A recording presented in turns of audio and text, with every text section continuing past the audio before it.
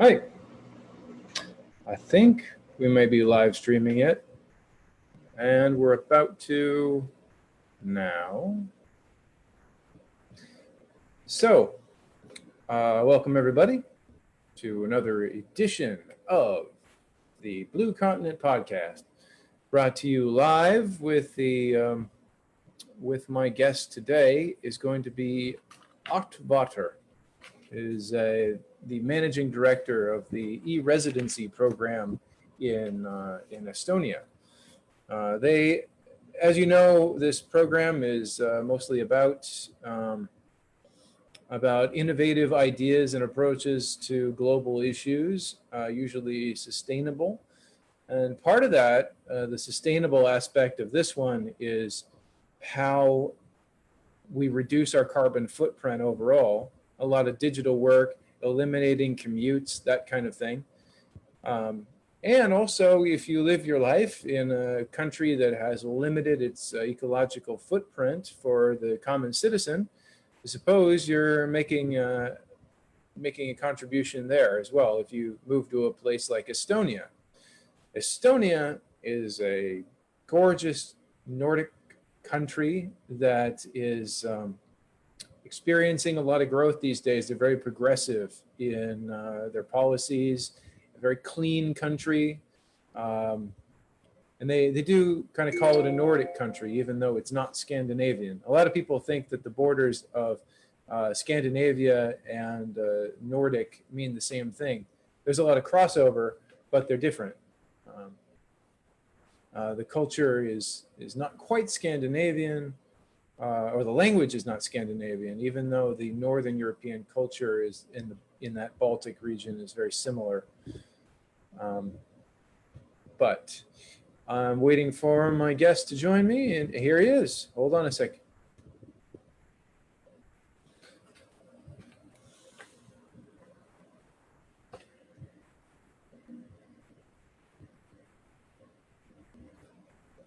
Hi, Brennan.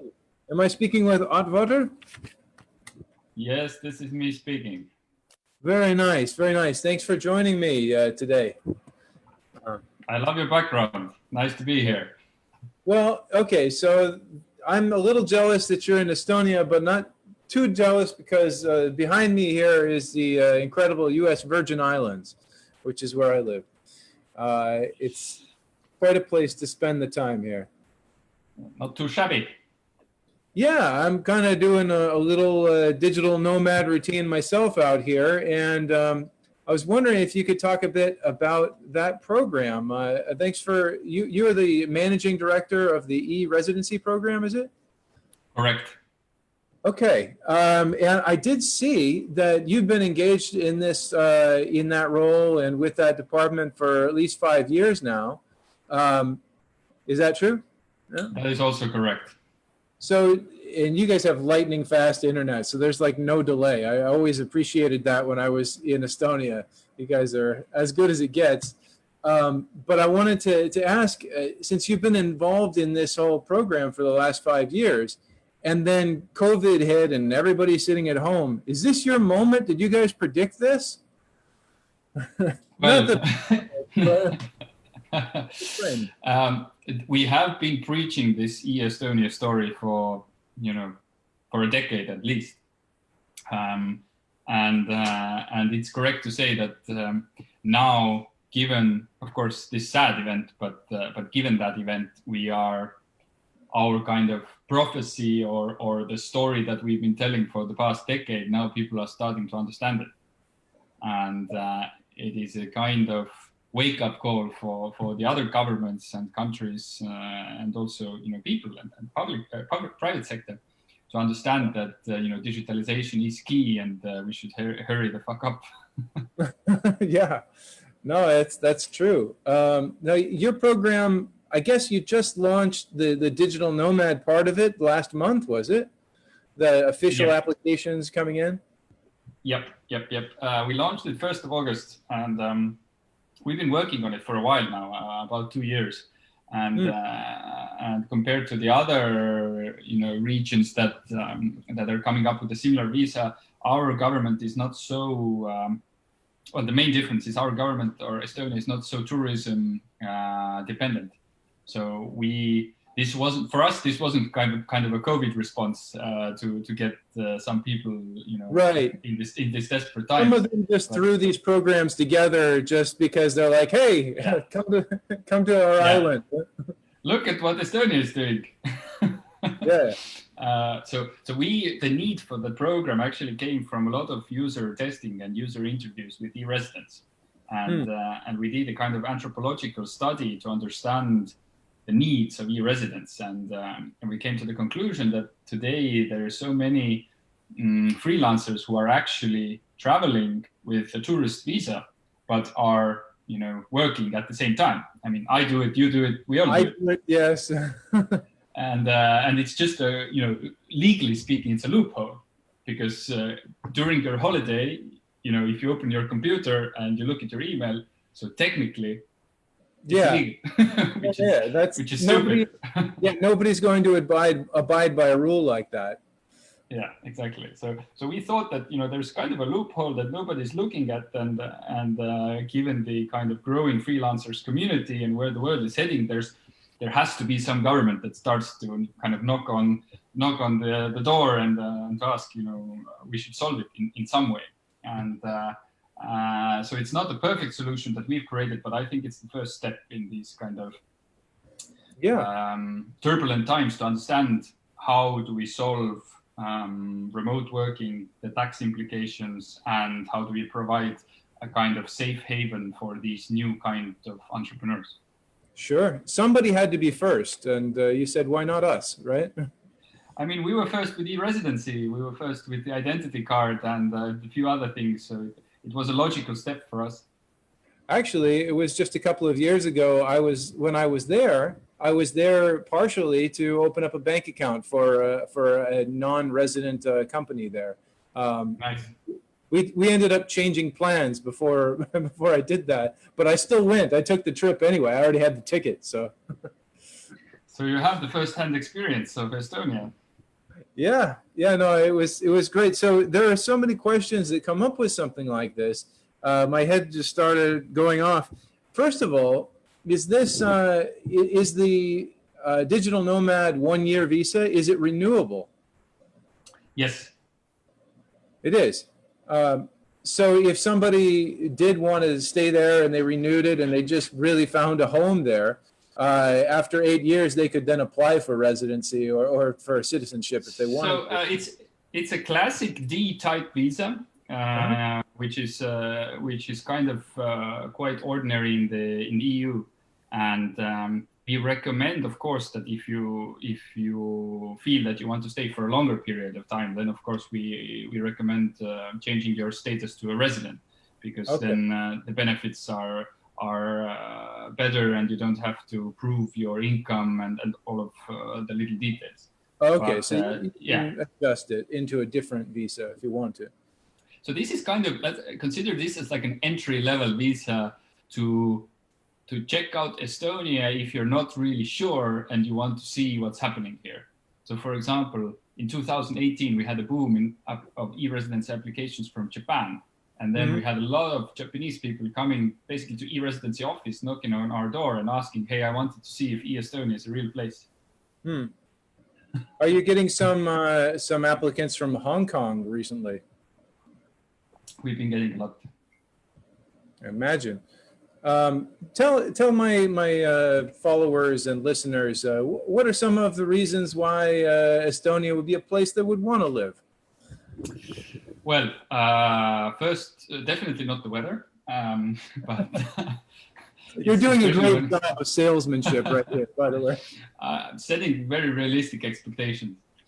The main reason I would say is that in EU, it's a very affordable place to live. There is great access to IT talent and talent in general.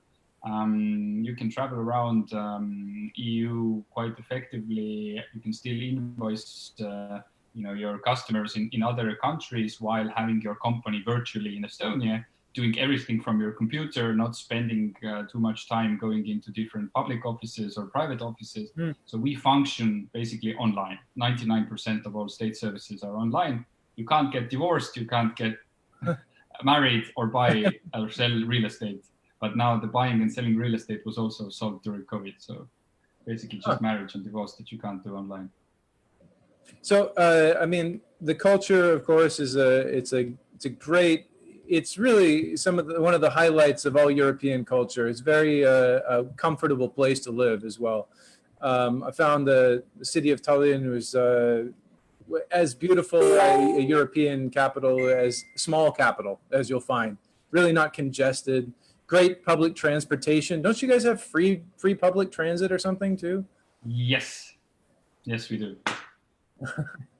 Yeah. So I was wondering then, what about the people from all nationalities able to sign up for this?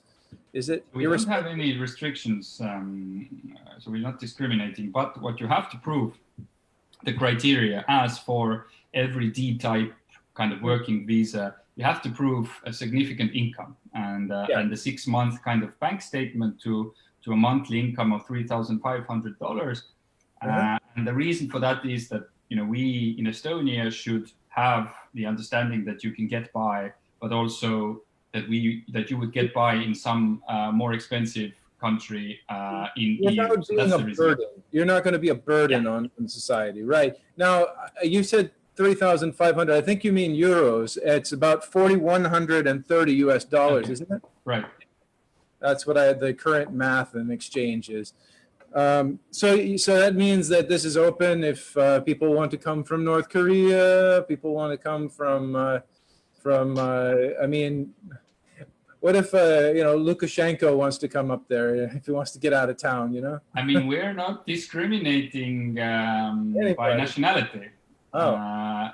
If you apply and you don't get the visa, that's another thing, but we're not discriminating per se. So if you had, do you do obviously some research though on anyone, and you find out that they're wanted by Interpol? They're probably not going to get in, right? Most probably. I imagine. Okay, well those are some of like the furthest extents of where I was going with this. What kind of numbers have you had in applications since you launched this program at the beginning of last month? So at the moment, of course, the numbers are very low, and considering the travel restrictions that we have between different nations that are outside the EU, but we have anticipated. What kind of restrictions do you have right now? Well, in EU in general, I think there's a restriction between US and European Union. So one of the main target groups are American citizens, Canadian citizens. So at the moment, it's a difficult situation, and which gives us more time to prepare and to see that everything is running smoothly. So we have anticipated about 2,000 applications for a year, but at the moment it might change during how the COVID situation plays out. So how does that work out exactly at this moment? If you think about it, I think your processing time, you said, was about 30 days on the website approximately. And if that's the case, suppose I wanted to apply for that, right? There's just say I'm living in American City, and I'm like, I would really like to go to Estonia. I have Estonian roots, whatever my backstory is, and then I say I'd like to go to the consulate and apply for this. And if I was granted that, say I made an appointment for 2 weeks from now, and it was granted 30 days later, does it start right then, or do you say, look, I expect COVID travel restrictions are going to be gone maybe by December or January or something, and I'll be able to go? Could I make an application to the consulate and say, look, I would like my visa to begin at the end of January or something like that? Is that an option? To my knowledge, and I might be a little bit wrong here, to my knowledge, it should be the period that you enter the country, and up to 12 months from that time. There might be some kind of, restrictions here and there. I'm not completely certain, but I can find it out for you later. Okay, so they might give you a visa that says you can start this visa anytime in the next 90 days. And then once you get into the country, it starts for a year from that moment.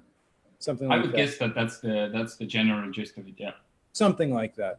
Now, if you came as a digital nomad and you had that visa, does that mean that you could travel anywhere within the Schengen zone of Europe through that visa?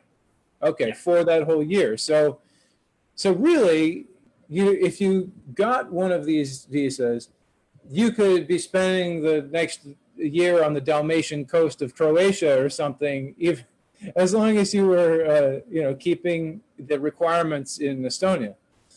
It's funny that you mentioned Croatia, because Croatia was one of the countries that now, basically a week ago, also said that they're coming up with their own digital nomad visa. It's a funny story of a Dutch businessman who is living there and who was so excited about the idea from Estonia, and he made a LinkedIn campaign, and he made it so big in the end that the prime minister invited him over and then finally said that we're going to do it. That seems very believable to me, having been to Croatia. I can see that happening that way. Yeah. It's bizarre, but I mean, it's awesome. That's cool. It is. We're doing the right thing. It should happen in more places, absolutely. So, no, it makes a lot of sense to me, and the way that you've got it set up to guarantee that you can support yourself for this period of time and all that. I actually had to go through the same thing when I moved to Svalbard up in the Arctic. I was there for a year driving a taxi while I was in graduate school. But it makes sense. This is the way the world is evolving. Anything else that you wanted to kind of share? I mean, I think we covered most of the bases here.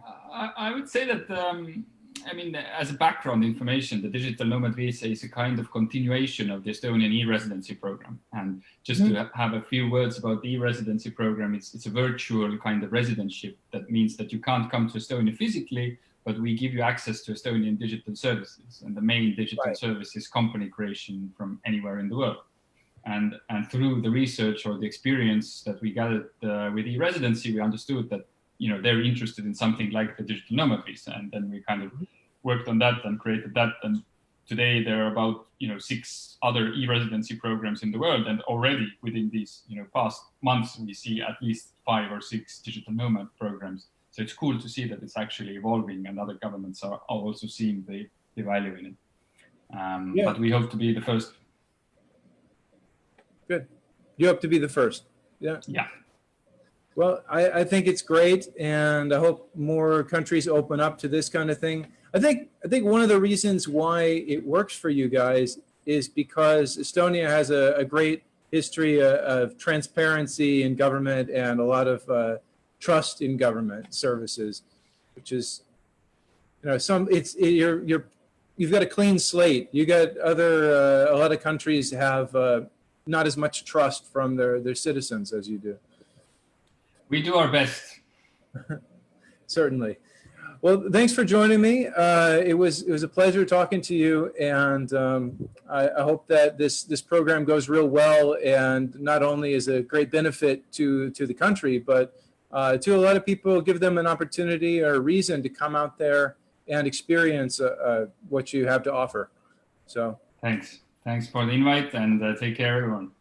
Take care. Pleasure. Bye.